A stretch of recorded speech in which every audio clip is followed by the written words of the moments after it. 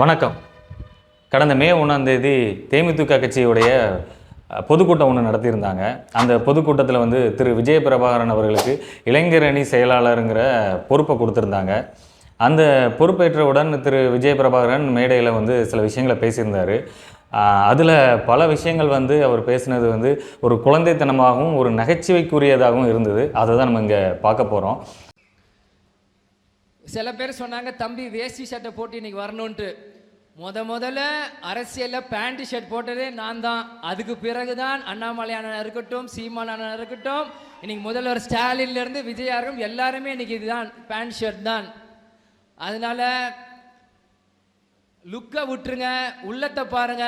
மக்களுக்காக சேவையை நம்ம செய்வோம். என்னைக்கு கரை வேஷ்டி போடணும்னு கேப்டன் எனக்கு சொல்லுவார், அன்னைக்கு நான் போடுறேன். இன்னைக்கு அவர் பேசியிருந்தார், தமிழக அரசியலில் நான் தான் முத பேண்ட் போட்ட ஆள், எனக்கு அப்புறம் தான் ஸ்டாலின், சீமான், உதயநிதி இவங்கெல்லாம் போட்டிருந்தாங்க அப்படின்னாங்க. இது ஒரு பெரிய விஷயம் இல்லை. ஆனால் இது பேசக்கூடிய நபர் அதற்கான நபராக நம்ம பார்க்கணும். ஏன்னா அவங்க கட்சியோட ஒரு தொண்டர்கள் யாரோ அப்படி பேசியிருந்தால் கூட நம்ம ஒரு பெரிய பொருட்படுத்த வேண்டிய அவசியம் இல்லை. ஆனால் இவர் கடைசி தேர்தல், அவர் சந்தித்த கடைசி தேர்தலில் கிட்டத்தட்ட சில ஆயிரம் ஓட்டுகள் வித்தியாசத்தில் அவருடைய வெற்றியை பறி கொடுத்தாரு. அதை மட்டும் அவர் சரி பண்ணியிருந்தார்னா அவர் இப்போ ஒரு மக்கள் பிரதிநிதியாக இருந்திருப்பார். ஒரு மக்கள் பிரதிநிதியாக வர வாய்ப்புள்ள ஒரு தகுதியுள்ள ஒரு நபர்.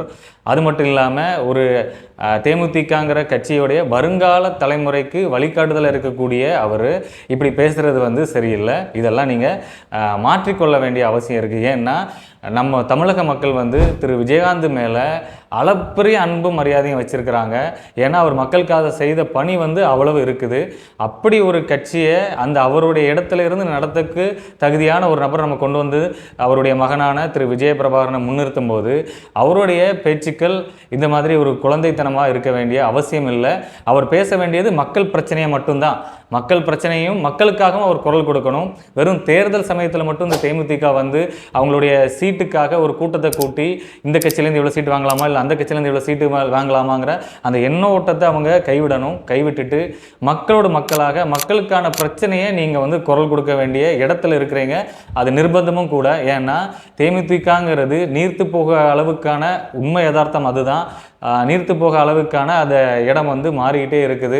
நீங்கள் உண்மையாகவே மக்களுக்காக ஏதாவது செய்யணும்னு நினச்சிங்கன்னா மக்களுக்கான ஒரு கூட்டணி நீங்கள் தேர்ந்தெடுக்கணும். கடந்த காலத்தில் நீங்கள் செய்த தவறுகள் எல்லாம் மாற்றிக்கொண்டு உண்மையான மக்கள் நலனுக்கான என்ன விஷயம் இருக்குது, மக்களுக்கான பிரச்சனை என்ன, மக்களோடு மக்களாக உங்களுடைய குரலை வந்து நீங்கள் பதிக்கணும்.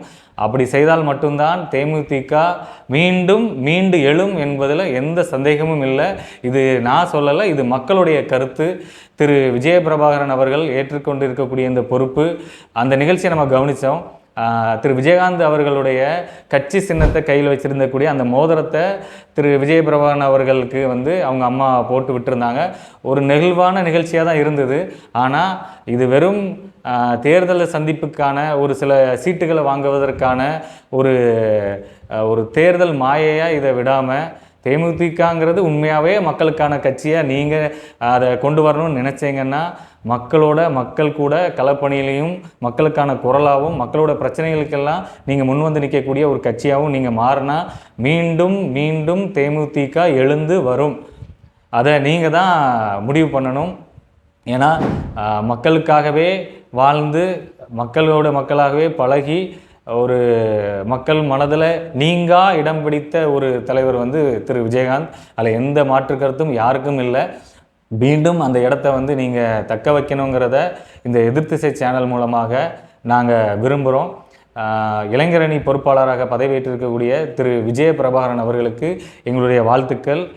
மக்களுக்காக மக்களோடு மக்கள் குரலாக என்றும் தேமுதிக மக்களுடைய சுமையை குறைக்கக்கூடிய ஒரு கட்சியாக முன்னெடுத்தப்படும் என்ற நம்பிக்கையில் இந்த பதிவை நாங்கள் மேற்கொள்கிறோம். வணக்கம்.